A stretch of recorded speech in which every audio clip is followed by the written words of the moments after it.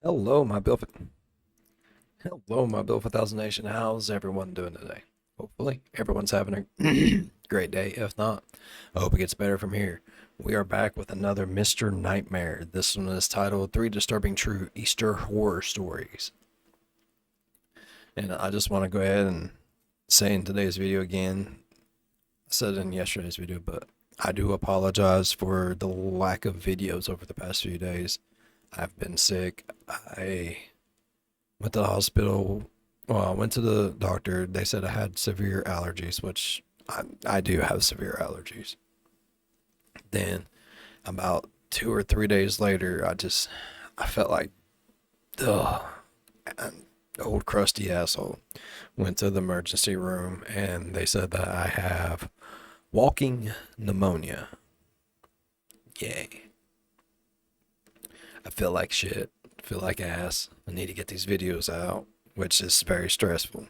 And I know a lot of you all is just like, just take your time, rest, recuperate. I'm a very small channel. I cannot take my time. I cannot rest. I don't get to recuperate. I've already taken a hit from the videos not coming out the way they usually do. So we're going to get through this.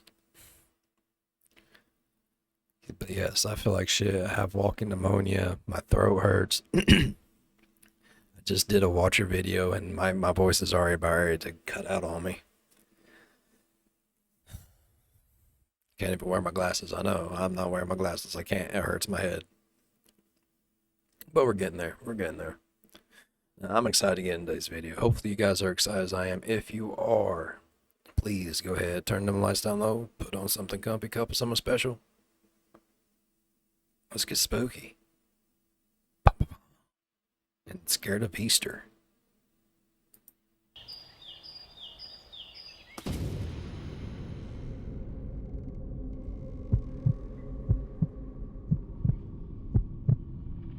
This happened when I was a little kid, maybe 6 or 7. My family has always been very religious, so Easter has always been a huge deal for us. Same with most of the other major religious holidays. Now that I think of it, even Sunday kind of felt like its own holiday with the way my parents treated church. It's actually kind of funny. Some of my earliest memories are church-related. What I'm about to tell you is one of them. It was Easter Sunday, so all the services are much longer than usual. I don't mind though. My parents instilled the love of Christ in me very early on. After the service was Sunday school, or CCD as our church called it. I know lots of churches don't offer Sunday school after really important masses, but ours did. So after the mass, my parents took me downstairs to all the classrooms like they had done 100 times, and I said goodbye. I'm just going to describe the layout of the church now so this story makes sense. Our church had kind of a split-level layout. The main sanctuary was upstairs where the altar and pews were, and then all the classrooms were in the basement. Okay. It was technically a basement, but the Church I went church to was on a was like that. slope. You could still get in. Like you walk in through the main doors and there was the church and everything, and then you had a few doors over onto the right, and one was a bathroom, and one took you down. You opened it up and it was like a little room, and you went down the stairs. And once you got down the stairs, it was just like it was a top, just as big, but you had a kitchen. As soon as you came down the stairs, you looked in front of you, you had a kitchen. Down the hallway was Bible school rooms. And yeah. In and out of the building from down there. There was this long carpeted hallway down there with maybe 7 or 8 You could use it as a bomb shelter. It was also a bomb shelter down there too. So rooms branching off on each side, grouped by age. My classroom was one of the first ones on the left. At the very end of the hallway were the 2 bathrooms, one for boys and one for girls. Right next to those was a heavy gray door that led outside. It was almost always locked from the inside, but I remember being told it could be used in case of an emergency. Yep. The adults always warned us to never leave from that door because it would automatically lock behind us, and we'd have no way of getting back inside the church. But anyway, back to the story. The whole downstairs had been decorated for Easter, like really decorated. The walls were covered in pastel streamers and little paper cutouts of lambs and crosses. And That's there were cool. drawings of I like Jesus with that. kids taped up between the classroom doors. Oh, Some of the teachers had even worn these cheap bunny ears you get at CVS. It actually hell felt more yeah. festive down there than it had upstairs during Mass. All the kids were in a good mood, too. Probably because everyone knew there'd be egg hunts later in the day. Normally, I'd wait until class was over to go to the bathroom, but because the Easter service had run way longer than usual Masses, and I couldn't hold it, I raised my hand and asked to go, and the teacher excused me from the room. The bathrooms were maybe 15 feet down the hall, and it wasn't uncommon for kids to go by themselves. They always said if we took too long, they'd come check, Yeah. but I don't remember that ever actually happening. So I slipped It's out gotta be a quietly good while amount the of rest time. of the class was coloring pictures Nowadays, if something happens to you, you're stuck in there. No teacher gonna come in there and be like, nope. of the empty tomb and Jesus rising from it. I went into the boys' bathroom and shut the stall door behind me. It was quiet, but those bathrooms were old. All I could hear was the soft hum of the fluorescent lights and the faint sound of a teacher's Oh. voice echoing down the hallway. I hate that sound. But as I I hate was that sitting sound there, so much. I suddenly heard this weird scraping sound coming from the stall next to mine. It didn't sound like anything normal, not like someone shifting or unlocking a door. It was the slow, uneven metal sound, like something was being dragged or scraped against the inside of the door.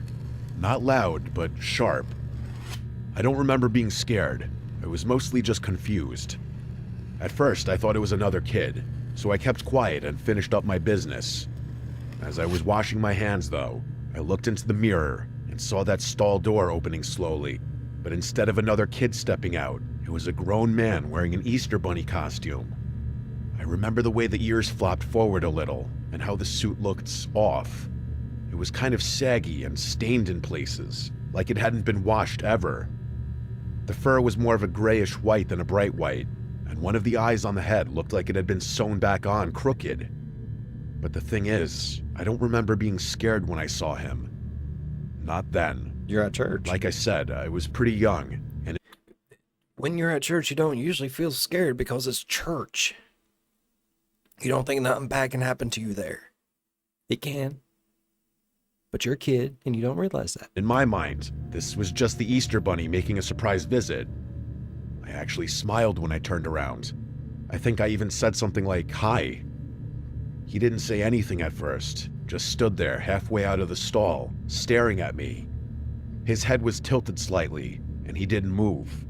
I remember feeling a little awkward, like I wasn't sure if I was supposed to say something else. Okay. Bye. Then, after a long pause, he stepped all the way out and slowly raised one of his arms, pointing towards the door like he was guiding me out. That's when he finally spoke.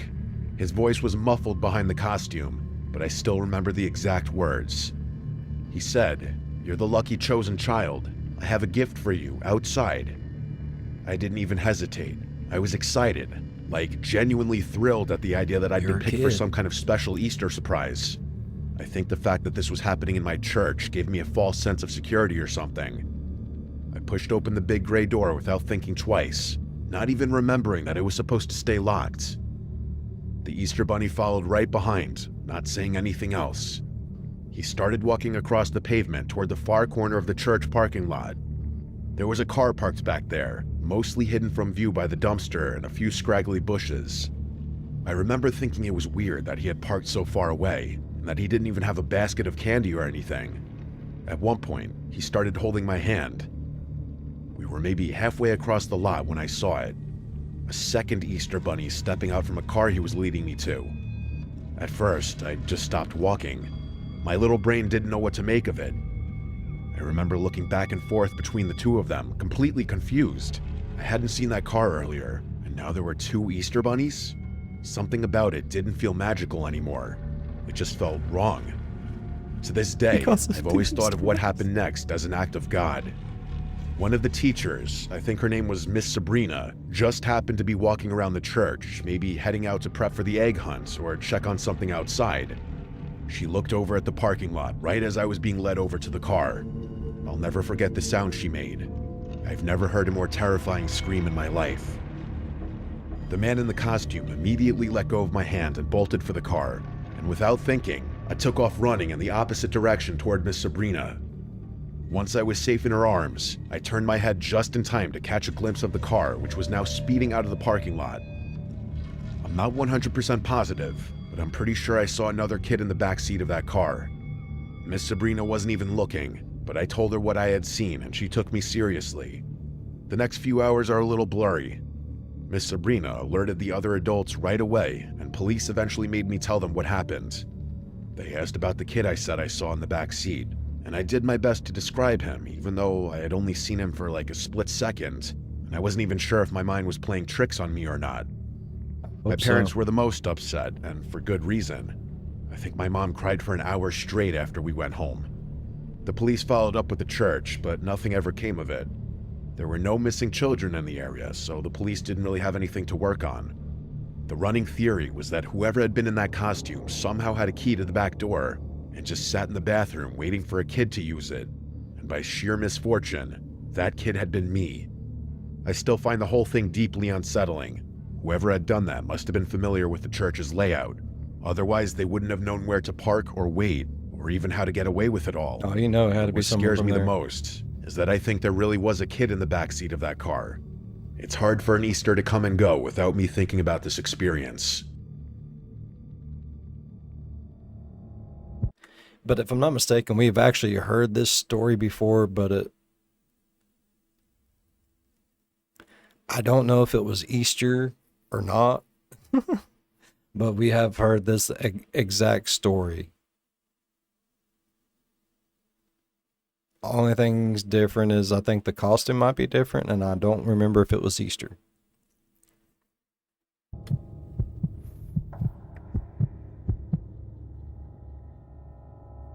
I just graduated high school last year, which is when what I'm about to tell you took place. Easter has always been a fun time of the year for my friends and I, but not for the reason you think. We've outgrown those childish Easter egg hunts that everyone does when they're little, and I honestly Childish? cringe when my parents make me participate in one with my younger cousins. I A love few years Easter ago, eggs. I can't remember exactly when. Love Easter My egg friends and I hunting. created a fun twist on the typical egg hunt format and devised our own game. It's not really that special. It's basically just a mashup of manhunts and an Easter egg hunt. It's two teams like manhunts, but the seekers are also responsible for hiding and protecting a few eggs. If the hiders manage to capture all the eggs, they win. And if the seekers don't find all the hiders within a certain time frame, the hiders also win. There are some other dumb rules, like how the seekers can't be camping where any of the eggs are hidden, and stuff like that, but that's not super relevant to the story. It was the Thursday before Easter, and school was canceled the next day for whatever reason, so we decided to have a sleepover that night. It was me, Jake, Race, Chuck, Arthur, and Raz. Raz wasn't actually his real name. His last name was Razzie, but everyone just called him Raz. His family had the biggest house by far, so we'd always chill there. Rizzler. He lived in the middle of nowhere, and his backyard bordered a decently sized wooded area. Plus, his parents were out of town until Friday night, so we'd have the place to ourselves. We were just chilling, playing video games in his basement, when Chuck suggested we play manhunts. We were all down, so we rounded up whatever flashlights Raz had in his garage. We used a random number generator on Jake's phone to pick random teams, just to keep it fair and unpredictable. I was on a team with Chuck and Raz, and we were seeking. Jake and Arthur were hiding. Raz's mom had a ton of plastic eggs upstairs, so we grabbed a couple of them and all of us went outside. We'd played back there a bunch of times before, so we already knew the layout. The far boundary was the fence line, and the other edges were the creek and the back slope that ran down towards Raz's neighbor's horse pasture. We set timers on our phones to give the hiders enough time to hide, and us enough time to hide our eggs. This is an in-depth Once little 10 game minutes for kids. passed, the game had officially begun. I should also mention that the sun had already gone down, but it wasn't completely dark out yet. Once the timer went off, we all Dusk. split up to cover more ground. Got you. I veered left into a thicker patch of trees while Raz and Chuck went the other way. I kept my hand over my flashlight, just skimming the ground every few steps so that I wouldn't trip, but I mostly relied on the moonlight to see. The game was way more fun when you actually felt like you were sneaking around. And besides, if one of the hiders saw a flashlight beam coming toward them, they'd just book it. A few minutes in, I Yep. thought I saw something move 20 or 30 feet in front of me. At first, I couldn't tell if I was imagining it, but then I saw it again. I instantly turned my flashlight off and froze in place. Someone was crouching behind a tree up ahead. Whoever it was must not have seen me, otherwise they'd definitely have run off. They weren't moving, like they were trying to stay perfectly still. My first guess was that it was Race. He always picked spots close to the Seekers, thinking no one would expect it. I decided to try to get the jump on him. I crouched down a bit myself and started moving slowly, trying to circle around behind him. When I got close enough, I sprang forward and lunged at whoever was crouching there, tapping him hard on the shoulder and yelling, "Gotcha!" But the second he turned around, I felt a wave of fear wash over me. It wasn't any of my friends. It was a grown man with slicked back hair and these wide open eyes, like he was on drugs. His clothes were all torn up and he smelled awful. I was so taken aback that I didn't even realize what was going on. Before I could react, he tackled me to the ground. I screamed as I hit the dirt, but before I could yell out again, his hands were around my throat. He was pressing down with all his weight, and in that moment, I honestly thought my life was over. I couldn't breathe, and I didn't have the strength to overpower him from that position. And then, out of nowhere, he stopped. Out of the corner of my eye, I saw a flashlight beam bouncing off the trees somewhere behind us. One of my friends must have been running towards us. The guy must have seen the light too, because he jumped off without saying a word and straight up ran into the woods, disappearing almost immediately. I just laid there, gasping for air, still too stunned to move. A few seconds later, Chuck reached me, helped me up, and said he saw the whole thing. I wanted to chase after that guy, but Chuck told me that was an awful idea. So the two of us instead ran back towards the house. Chuck called the rest of the crew and told everyone to go back to Raz's house immediately. Once we all reconvened, I told everyone what happened. After Chuck filled in the rest of the gaps, everyone started talking over each other. But then, Arthur said something that shut all of us up. He said that before the game even started, meaning before the initial 10 minutes were up, he saw two people walking through the trees near where he was hiding. He said they were moving slowly, like they were scouting or waiting for something, and he'd actually gotten pissed at the time because he thought it was two of the Seekers teaming up and breaking the rules. That's when me, Chuck, and Raz all looked at each other and immediately shook our heads. None of us had been walking together, and there was no way we could have gotten all the way to their side in such a short time frame anyway. The realization hit us all at once. If it wasn't any of us, then there were at least 3 other people out in those woods that night. One who attacked me, and 2 more who were moving around before the game had even started. In that moment, I realized how smart I had been for listening to Chuck and not chasing after my attacker. He might have saved me from walking headfirst into an ambush. I told everyone we needed to call the cops. I mean, I had literally been attacked. But the second I said it, Raz cut me off. He got weirdly serious and said, "No, we're not calling anyone." I asked him what in the world he was talking about, and he said he was technically grounded, and beyond that, he wasn't allowed to host anyone while his parents were out of town, so involving the cops would get him in serious hot water. I told him this was a serious situation and worth involving the police, but he didn't budge. The rest of the guys were kind of stuck in the middle. No one wanted to put Raz in a bad spot with his parents, but I could tell that they were all having a hard time just pretending that the whole thing didn't happen. Right. Eventually, I caved and agreed to not call the police and try to just enjoy the rest of the night, but I was seriously shaken. I ended up going to bed early that night and left Raz's house the next morning before anyone else was awake. This might surprise some of you, but I actually wasn't too affected by this experience. I'm very much of the mentality that things happen and people have to move on, so that's what I did. Anyway, about a week after everything went down, Raz told us all that he felt bad just leaving those Easter eggs out in the woods, so he had gone to collect them even though he was scared out of his mind. We all got a good laugh out of that, but his comment made me think back to that night and contemplate my life a little. I have no idea what those men were doing in those woods that night, but I can confidently say that I won't be spending the night at Raz's place anytime soon. Fuck Raz. Anyway, I'm at college now, and I'm far, far away from Raz's backyard. But being as Easter is coming up next month, I got reminded of this story. Buck rats, man. It don't matter if you're grounded or not. When your boys get hurt, you do something about that shit, bruh. Every Easter, my entire extended family takes the trip out to my Uncle John's house, who lives way out in the sticks. This past year was no different. Uncle John lives in a huge house that sits on a wide open stretch of land, which is surrounded by woods on all sides. Even though I've been there before, many times actually, I've never actually wandered out in the woods behind his house before. I'm not much of a nature person, so I've never had much of an interest in the outdoors. I was dreading the trip, to tell you the truth. I've never really related much to that side of my family. They're all super outdoorsy, into hunting and fishing and stuff like that, and most of them have lived in the same place their whole lives. Anytime I'm around them, I feel kind of like the odd one out. On top of that, most of my cousins are way older than me, like already married with kids or working on some kind of farm.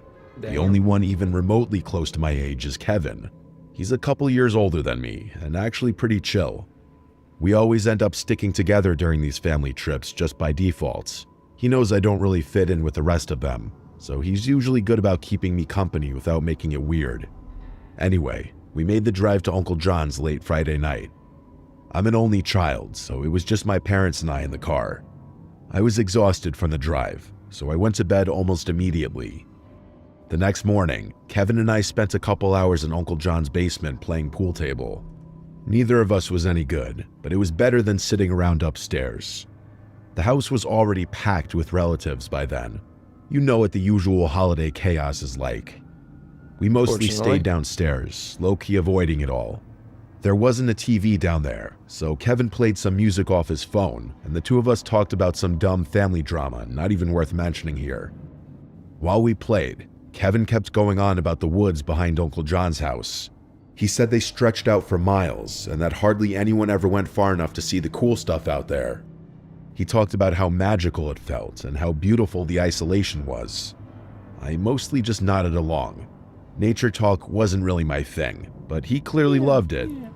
I'm not sure how, but later that day, Kevin convinced me to go on a nature walk with him. Kevin. Like I said, I'm not a nature person by any means, but I was quite literally dying of boredom, which is probably why I agreed to tag along.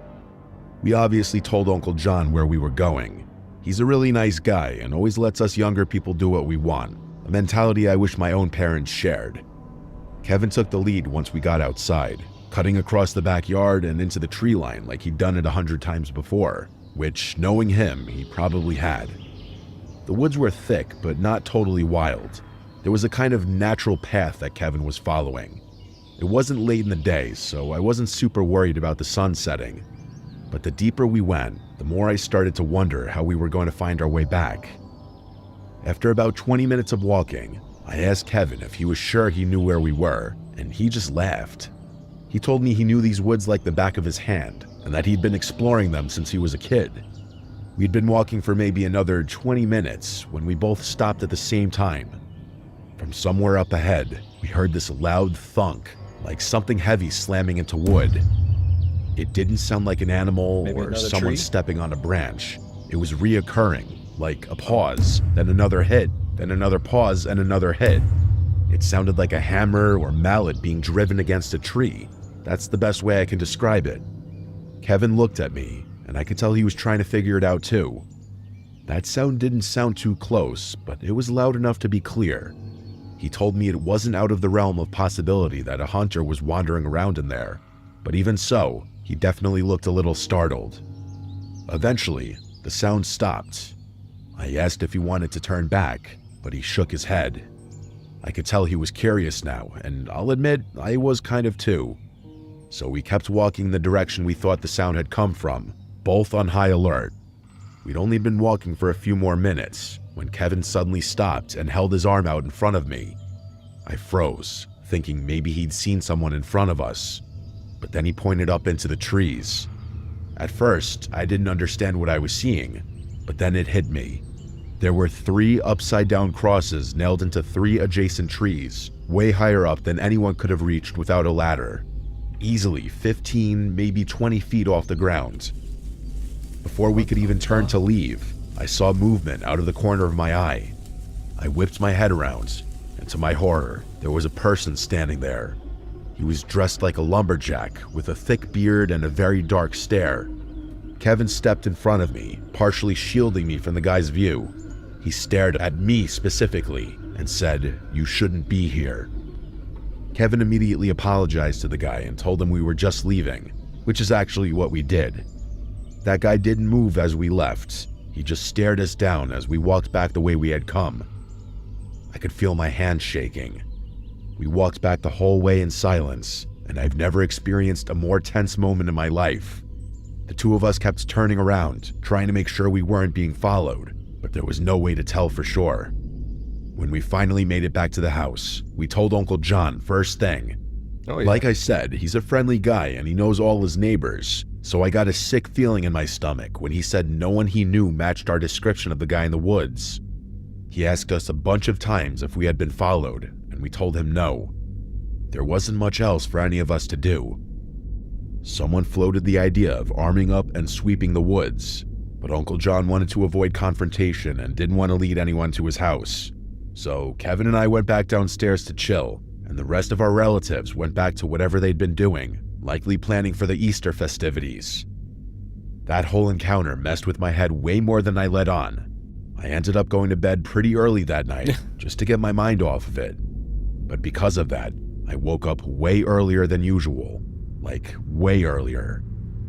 I rolled over, checked my phone, and saw that it was just after 5 a.m. Damn. The sun had just barely started poking over the horizon, but it was still mostly dark out.